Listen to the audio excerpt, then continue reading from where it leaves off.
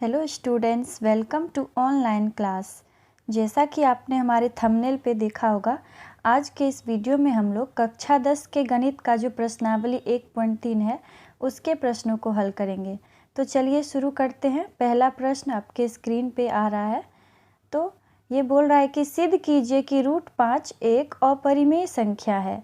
ये क्वेश्चन बहुत ज़्यादा इम्पोर्टेंट है और लगभग हर बार ये एग्ज़ाम में आता ही है। Root 5, root 3, root 2। तो ये क्वेश्चन बहुत ही टफ लगता है, पर ये बहुत ही आसान है और इस वीडियो में मैं आपको बहुत ही आसानी से इसे समझाऊंगी।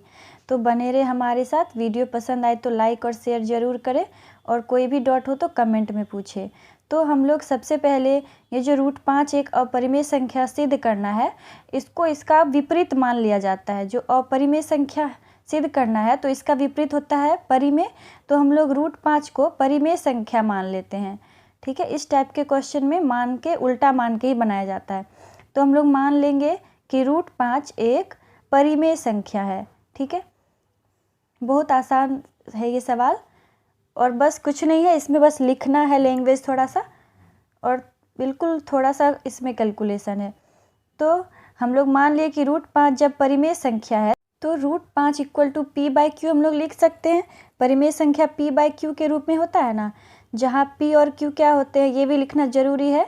जहाँ p तथा q क्या होते हैं, सह अभाज्य संख्या होते हैं। मैंने ये परिमेय संख्या वाला जो वीडियो बना के दिया है उसमें बताया है कि p तथा q क्या होता है, सह अभाज्य संख्या होता है। ठीक है, सह अभाज्य संख्या किसे बोलते हैं ये भी बताया गया है वीडियो में कि सह अभाज्य संख्या वो होता है जिनका कि मौसा यानी कि HCF 1 होता है, जिसमें केवल एक और खुद से भाग लगता है। जिनका कि उभयनिष्ठ जो अभाज्य गुणनखंड होता है वो 1 होता है, उसे हम लोग सह अभाज्य संख्या कहते हैं। इसलिए HCF जो हो जाएगा p और q का, वो क्या हो जाएगा, 1 हो जाएगा। मतलब p और q केवल 1 से विभाजित होंगे और खुद से, तो ये सह अभाज्य संख्या होती है। और रूट 5 परिमेय संख्या है, इसलिए रूट 5 बराबर क्या हो जाएगा, p/q हो जाएगा। ठीक है, अब हम लोग क्या करेंगे, जो रूट 5 बराबर p/q है इसको सॉल्व करना है आगे। तो इसमें हम लोग जो q को इस तरफ ले आएंगे तो रूट 5 q बराबर p हो जाएगा। q उस तरफ भाग में है, डिवाइड में नीचे है, तो इधर मल्टीप्लाई हो जाएगा। अब हम लोग क्या करेंगे, दोनों तरफ वर्ग कर देंगे। दोनों तरफ वर्ग करने पर हम पाते हैं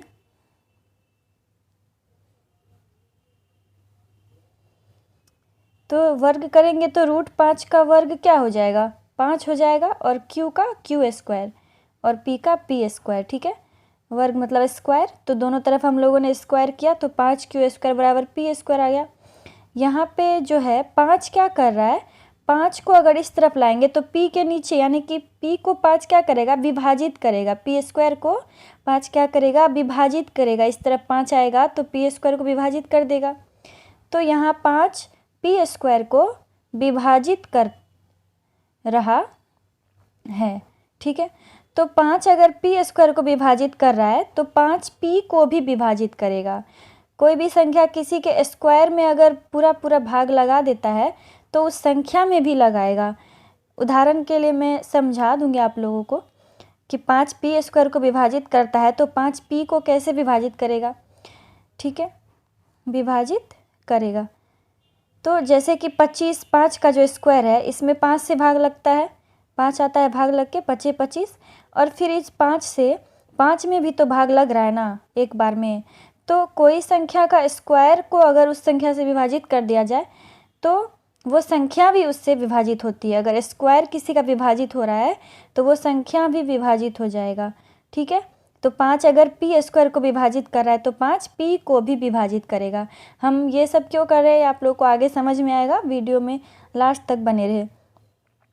ठीक है, तो ये जो है इसको हम लोग समीकरण 1 मान लेंगे और इसको मान लेंगे समीकरण 2। अब हम लोगों ने यहाँ तो ले आया कि 5 p को विभाजित कर रहा है, अब हम लोग को 5 को q को भी विभाजित करवाना है। इस टाइप से हमें सॉल्व करना है।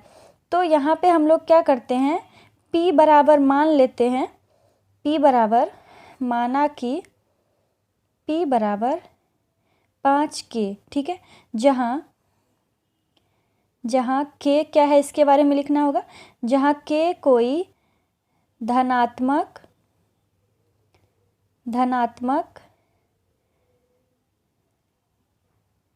पूर्णांक है, जहाँ के कोई धनात्मक पूर्णांक है। ठीक है, तो p बराबर जो 5 के आया है इसका मान हम लोग अगर समीकरण 1 में रख देंगे तो क्या होगा, देखते हैं आगे। p बराबर 5 के जो आया है इसको हम लोग क्या करेंगे, समीकरण 1 में रख देंगे। तो p बराबर जो है ये, इसको समीकरण 1 में लिखना है। तो p का मान समीकरण 1 में रखने पर हम पाते हैं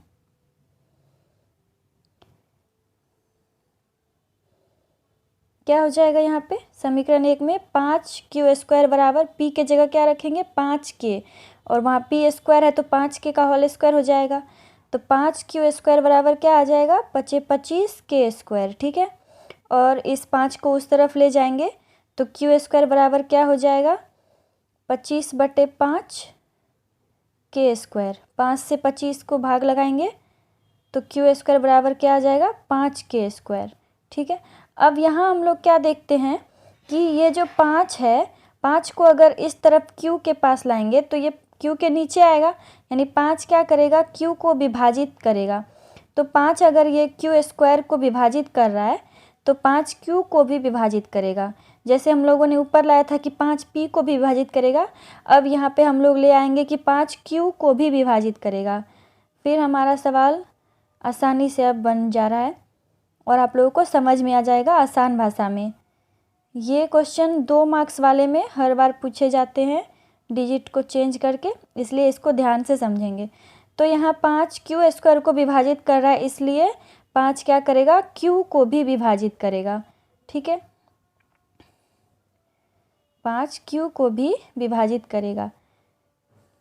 आप वीडियो को पॉज करके या पीछे करके रोक के इसको फिर से समझ सकते हैं और इसको लिख के कॉपी में नोट्स बना ले और रिवीजन करते रहे। ठीक है, बहुत ही ज़्यादा इम्पोर्टेंट क्वेश्चन है ये। तो 5 क्या करेगा, q को भी विभाजित करेगा। थोड़ा सा नीचे कट रहा है, हम इसको ठीक कर देते हैं ताकि आपको दिखाई दे आसानी से। बहुत अच्छे से समझ के आप लोगों को पढ़ना है, और कोई भी आप लोगों को प्रॉब्लम हो, कोई भी डॉट हो, कहीं पे नहीं समझ में आ रहा हो तो कमेंट में ज़रूर पूछें, और अगर समझ में आ जाता है तो लाइक ज़रूर करें वीडियो को, और ज़्यादा से ज़्यादा शेयर करके हमारे चैनल को सब्सक्राइब ज़रूर कर ले। तो इसको हम लोग अब समीकरण इसको 3 मान लेंगे।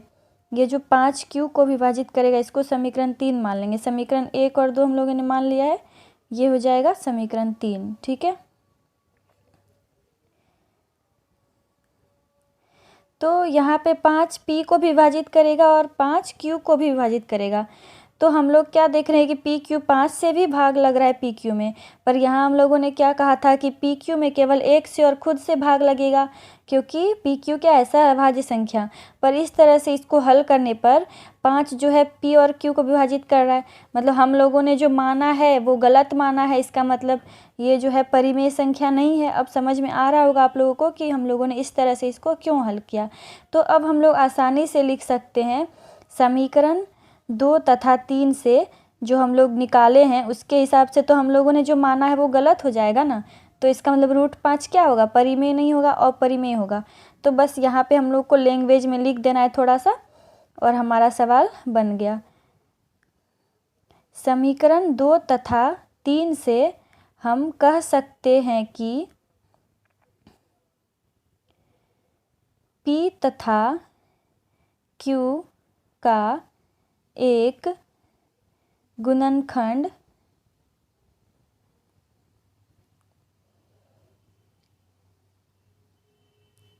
पाँच भी है। P तथा Q का एक जो गुणनखंड होगा वो 5 भी होगा, क्योंकि 5 से यहाँ पे विभाजित हो रहा है दोनों। ठीक है, अतः ये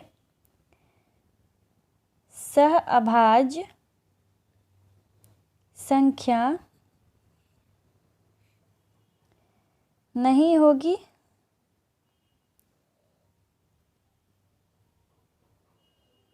क्योंकि 5 से भी भाग लग रहा है, इसलिए हमारी मान्यता जो √5 बराबर p/q यानी कि परिमेय संख्या है वो क्या हो जाएगा, गलत हो जाएगा, क्योंकि p/q में pq तो सहभाज्य होता है, पर यहाँ तो सहभाज्य नहीं साबित हुआ, तो ये क्या हो जाएगा, गलत हो जाएगा। अतः हम कह सकते हैं कि √5 क्या है, एक अपरिमेय संख्या है। अगर हम लोगों का मान्यता सही रहता तब तो परिमेय ही होता, लेकिन जो हम लोग माने वो चीज़ तो गलत प्रूव हो गया यहाँ, इसलिए √5 क्या है, एक अपरिमेय संख्या या परिमेय नहीं है। यही सिद्ध करना था, कर लिया आसानी से हम लोगों ने। तो इस तरह का क्वेश्चन आप लोग ध्यान रखेंगे, जैसे √5 ऐसे √3 √2 ये सब पे भी देगा प्रश्न, तो सेम इसी प्रोसेस में उसको बनाना है। आप लोग उसको सॉल्व करें, और उस क्वेश्चन को सॉल्व करने में अगर दिक्कत हो तो ज़रूर पूछे कमेंट में, ठीक है। तो इसको आसानी से समझ में आ गया होगा ये, इसको आप लोग कॉपी में लिख लेंगे। अब हम लोग नेक्स्ट क्वेश्चन को करेंगे। वीडियो पसंद आया हो तो लाइक और शेयर ज़रूर करें, और चैनल को सब्सक्राइब करके बेल आइकन भी दबा दें, ताकि जो भी वीडियो हम डालेंगे उसका नोटिफिकेशन आपको मिलता रहे। नेक्स्ट जो 2 नंबर क्वेश्चन है वो भी इसी तरह है, पर इससे ये और भी आसान है। बोल रहा है सिद्ध कीजिए कि 3 जोड़ 2 √5 एक अपरिमेय संख्या है, ठीक है। क्वेश्चन यहाँ पे थोड़ा सा कट रहा है, तो आप लोग अपने किताब में भी क्वेश्चन देख लेंगे, मैंने पढ़ दिया है पूरा। बोल रहा है कि सिद्ध कीजिए कि 3 + 2 √5 एक अपरिमेय संख्या है, ठीक है। तो यहाँ पे उसमें था सिंगल √5, पर यहाँ पे 3 + 2 √5 है, तो इसको कैसे सॉल्व करेंगे, ये थोड़ा दूसरे टाइप का है और उससे आसान ही है। तो आप लोग को टाइप भी याद रखना होगा, इस तरह के क्वेश्चन का अलग अलग टाइप होता है, कोई प्लस में रहेगा, कोई माइनस में, और कोई बस सिंपल एक जैसे √5 √3 लिखा रहेगा। तो सब टाइप के क्वेश्चन को हम लोग आसानी से सॉल्व करेंगे। तो मानना है यहाँ पे भी परिमेय संख्या, ठीक है, जैसे पहले में माने थे। तो मान लेंगे कि 3 + 2 √5 एक परिमेय संख्या है। ये चीज़ सब सवाल में कॉमन है, जो भी इस टाइप का सवाल होगा और परिमेय संख्या सिद्ध करने वाला, वहाँ पे हम लोग सबसे पहले उसको विपरीत यानी कि उल्टा मान लेंगे, और परिमेय का उल्टा परिमेय होता है। तो हम लोग इसको क्या करेंगे, पहले परिमेय संख्या मान लेंगे।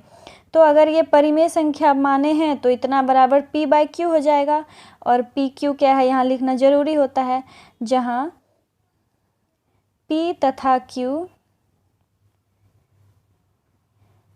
सहअभाज्य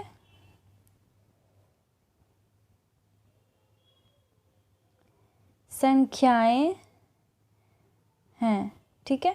जहाँ p तथा q सहअभाज्य संख्याएं हैं तथा q बराबर 0 नहीं है, ठीक है। अब यहाँ पे हम लोग क्या करेंगे, ये जो 3 + 2 √5 है, तो इसमें से इस 3 को हम लोग उस तरफ ले जाएंगे, ठीक है, LHS के तरफ ले जाएंगे। तो इधर क्या बचेगा, 2 √5 बराबर p/q -3 हो जाएगा। उधर 3 प्लस में है तो इधर माइनस में होगा। और यहाँ पे हम लोग क्या करेंगे, यहाँ पे भिन्न का घटाव करेंगे, तो डायरेक्ट यहाँ पे क्या हो जाएगा, इसका q हो जाएगा लघुत्तम, और इस तरह से होगा p -3, और उस तरफ जो 2 है वो यहाँ नीचे में आ जाएगा, क्योंकि उधर गुना में इधर भाग में आएगा। आप लोगों को नहीं समझ में आया तो मैं थोड़ा डिटेल में और इसको सॉल्व कर देती हूँ। देखिए 2 √5 बराबर हम लोग क्या लिख सकते हैं, यहाँ पे भिन्न का घटाव करेंगे तो LCM q आएगा, ऊपर में तो p रहेगा यहाँ, और इधर क्या हो जाएगा, 3 से q में गुना हो जाएगा, तो 3q। अब इस 2 को उस तरफ ले जाएंगे, इधर गुना में है तो 2 उधर भाग में नीचे चले जाएगा, तो यहाँ q के पास में 2 आ जाएगा, तो 2q हो जाएगा, ठीक है। यहाँ p - 3q/2q क्या है, परिमेय संख्या है, क्योंकि ये p/q के रूप में है तो ये क्या है, परिमेय संख्या है। और इतना बराबर √5 है, तो √5 भी तो परिमेय संख्या होगा, क्योंकि ये परिमेय संख्या के बराबर है, जब p-3q/2q परिमेय संख्या है और उतना बराबर √5 है, तो अगर वो परिमेय संख्या है तो √5 भी यहाँ पे परिमेय संख्या हो जाएगी, √5 भी परिमेय संख्या हो जाएगी। लेकिन हम लोग क्या जानते हैं, पहले भी हम लोगों ने प्रूव किया और हम लोग जानते हैं कि जो रूट में होते हैं वो क्या होते हैं, अपरिमेय संख्या होते हैं। लेकिन हम जानते हैं कि √5 एक अपरिमेय संख्या है, ठीक है। अतः 3 + 2 √5 भी क्या हो जाएगा, वो भी अपरिमेय हो जाएगा। हमारा मान्यता क्या होगा, गलत हो जाएगा। ये चीज़ लिखना जरूरी है यहाँ पे। अतः हमारी मान्यता गलत हो जाएगी, ठीक है, क्योंकि √5 अगर अपरिमेय है और ये √5 जो है वो 3 + 2 के साथ में है √5, तो अपरिमेय संख्या अगर किसी परिमेय संख्या में जोड़ते हैं तो वो अपरिमेय ही होता है। हम लोगों ने पढ़ा है कि अपरिमेय और परिमेय संख्या का योग क्या होता है, अपरिमेय होता है। तो इसलिए हम कह सकते हैं कि 3 + 2 √5 क्या होगी, एक अपरिमेय संख्या होगी, ठीक है। क्योंकि हमारी मान्यता यहाँ पे गलत हो गई थी। हम लोगों ने क्या प्रूव किया था कि √5 क्या है, परिमेय संख्या है, पर हम लोग जानते हैं कि √5 तो अपरिमेय है, तो हमारी मान्यता गलत हो गई। इसलिए हम बोल सकते हैं कि 3 + 2 √5 एक अपरिमेय संख्या है, क्योंकि √5 इसके साथ जोड़ में है।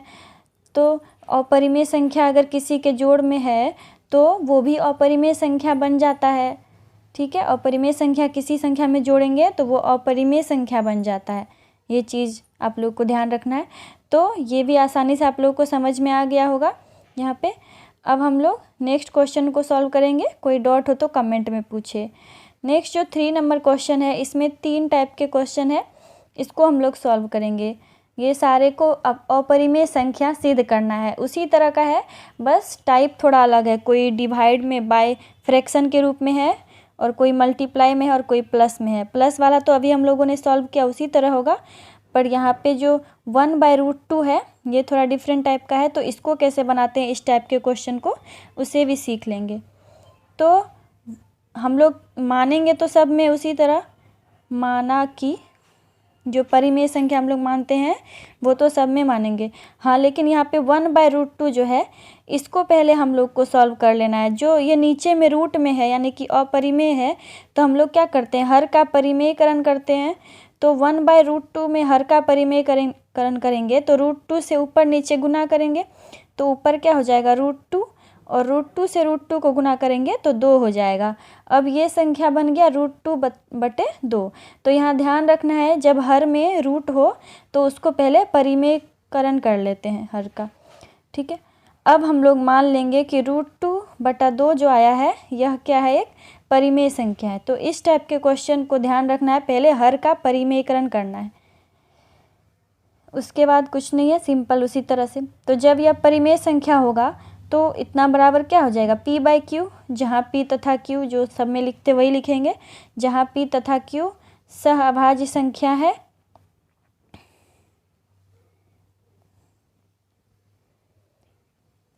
सहअभाज्य संख्या है, p तथा q सहअभाज्य संख्याएं हैं तथा q = 0 नहीं है, ठीक है।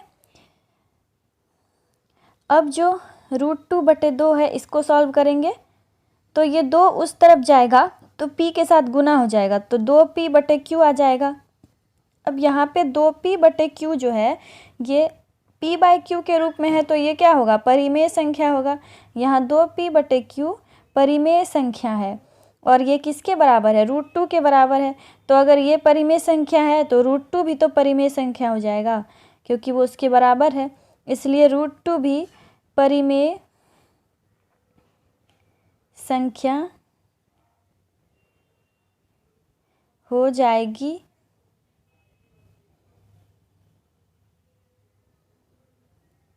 ठीक है, क्योंकि ये इसके बराबर है। लेकिन हम लोग क्या जानते हैं, √2 क्या होता है, अपरिमेय संख्या होता है। क्योंकि ये रूट में है तो ये क्या होगा, अपरिमेय संख्या होगा। तो हमारी मान्यता यहाँ भी गलत हो जाएगी। लेकिन हम जानते हैं कि √2 एक अपरिमेय संख्या है,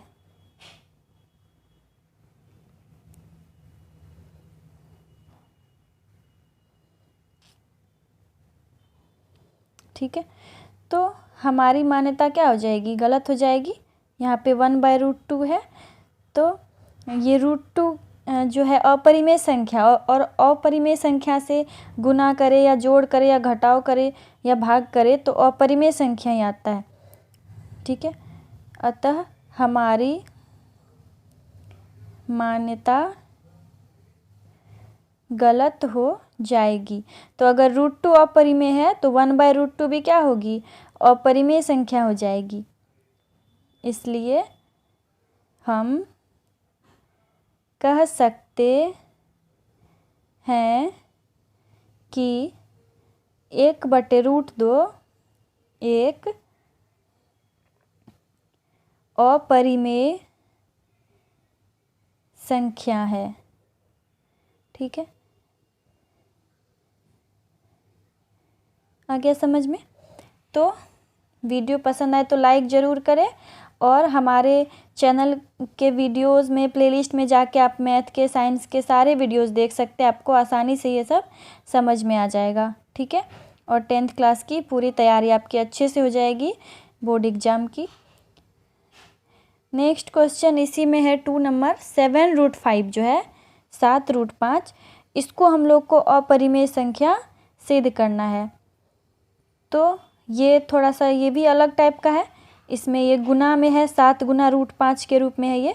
तो इस तरह से गुना में अगर रहेगा तब उसको कैसे अपरिमेय सिद्ध करेंगे, इसको भी सीखते हैं। यहाँ पे जितने भी क्वेश्चन हैं सब अलग अलग टाइप के हैं।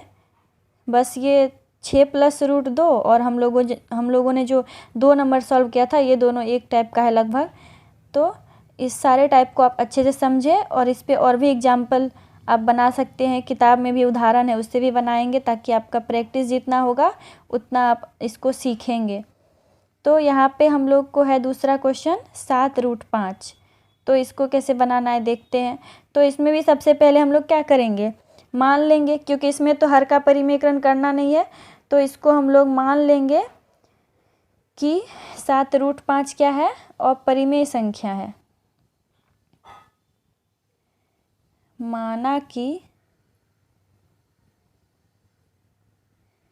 7√5 एक, माफ़ कीजिएगा, परिमेय संख्या है, मिस्टेक।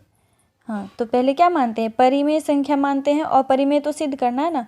माना कि 7√5 एक परिमेय संख्या है, इसलिए 7√5 बराबर क्या हो जाएगा, p/q, जहाँ p तथा q क्या है, सह अभाज्य संख्याएं हैं।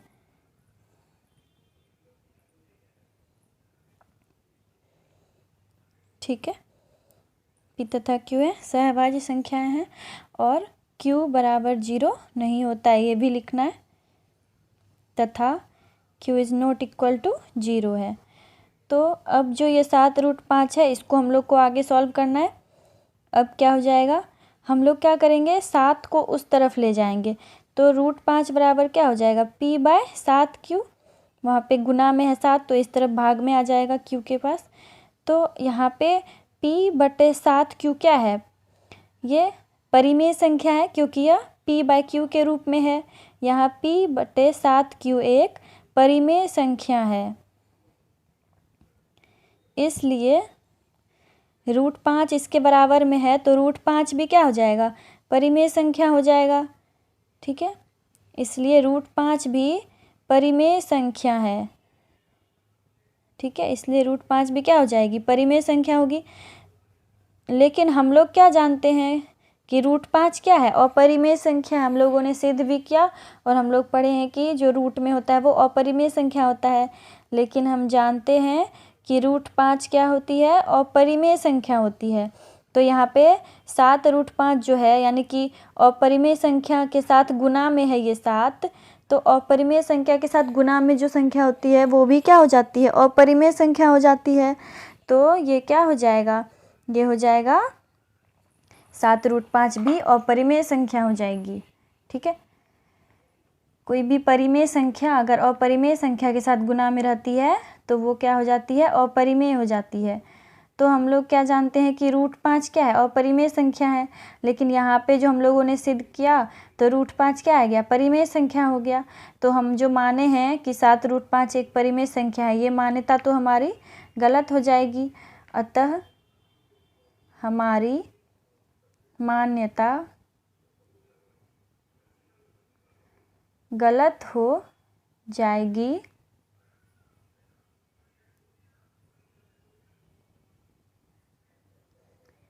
इसलिए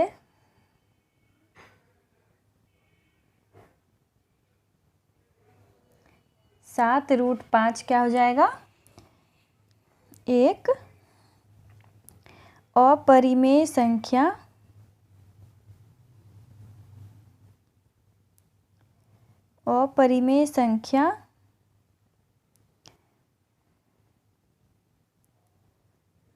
ये क्या हो जाएगी, अपरिमेय संख्या हो जाएगी। ठीक है, इसलिए 7√5 क्या हो जाएगी, अपरिमेय संख्या हो जाएगी। थोड़ा सा यहाँ पे हम ठीक से लिख देते हैं लैंग्वेज, इसलिए हम कह सकते हैं, ये थोड़ा ज़्यादा सूट करेगा यहाँ पे, इसलिए हम कह सकते हैं कि 7√5 एक अपरिमेय संख्या होगी। ठीक है, तो ये आप लोगों को समझ में आ गया होगा। यहाँ पे इस तरह से हम लोग मानते हैं, और ये p/q यानी परिमेय संख्या है, तो ये भी परिमेय संख्या होगा। लेकिन हम लोग जानते हैं कि √5 अपरिमेय है, इसलिए हमारी मान्यता गलत हो जाएगी। तो 7√5 क्या हो जाएगी, अपरिमेय संख्या हो जाएगी। तो आसानी से आप लोग को समझ में आ रहा होगा, अब बिल्कुल भी भारी नहीं लगेगा। और एग्ज़ाम में हर बार पूछा जाता है, इसलिए इसको आप लोग अच्छे से रिवीजन करते रहे। नेक्स्ट जो 3rd नंबर क्वेश्चन है 6 + √2, इसको हम लोग अब करेंगे। ये 2 नंबर क्वेश्चन की तरह ही है, तो इसको भी उसी तरह से सॉल्व करेंगे। तो 3 का 3 क्या है, 6 + √2। तो सबसे पहले हम लोग यहाँ पे क्या मान लेंगे कि 6 + √2 जो है वो क्या है, परिमेय संख्या है। माना कि 6 + √2 एक परिमेय संख्या है। ठीक है, तो 6 + √2 बराबर क्या हो जाएगा, p/q हो जाएगा, परिमेय संख्या है तो। जहाँ p तथा q, वही चीज़ यहाँ पे लिखना है सारे में।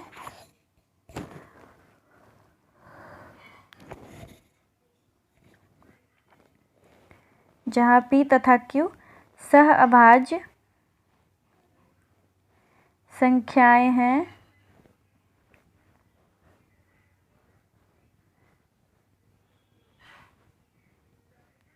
तथा q बराबर 0 नहीं है। ठीक है, अब यहाँ पे हम लोग क्या करेंगे, ये 6 + √2 जो है, इसमें से इस 6 को उस तरफ ले जाएंगे, तो क्या हो जाएगा, p/q -6 हो जाएगा। उधर प्लस में है तो इधर माइनस में आ गया। अब क्या हो जाएगा, यहाँ पे थोड़ा सा हम लोग भिन्न का घटाव करेंगे, q हो जाएगा LCM, यहाँ पे p - 6q। ठीक है, और अब जो है p - 6q/q यहाँ पे क्या है, परिमेय संख्या है, p/q के रूप में है। p - 6q/q क्या है, एक परिमेय संख्या है।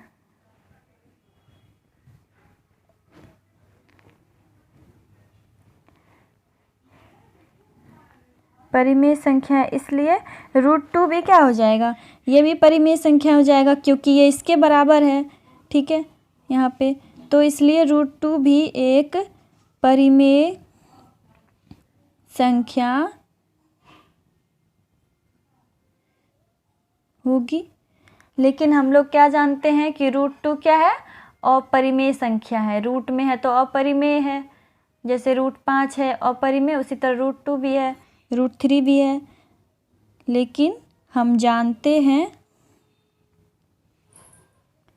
कि √2 एक अपरिमेय संख्या है, एक अपरिमेय संख्या है। तो यहाँ भी हमारी मान्यता क्या होगी, गलत हो जाएगी, क्योंकि √2 जो है अपरिमेय संख्या है और 6 परिमेय है, तो 6 के साथ ये प्लस में है, 6 प्लस √2 है। तो अपरिमेय संख्या के साथ अगर किसी परिमेय संख्या को जोड़ते हैं तो वो भी अपरिमेय होता है, दोनों का योग अपरिमेय होता है। अतः हमारी मान्यता गलत हो जाएगी।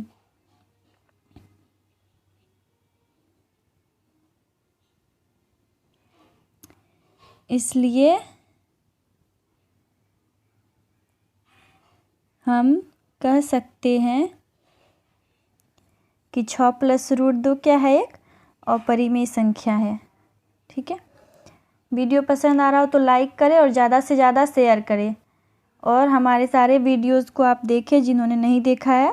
आपको बहुत अच्छे से समझाया गया है, सारे क्वेश्चन को आसानी से आप लोग समझ जाएंगे और अच्छे से एग्ज़ाम में आप लोग लिख पाएंगे। इसलिए हम कह सकते हैं कि 6 प्लस √2 एक अपरिमेय संख्या है।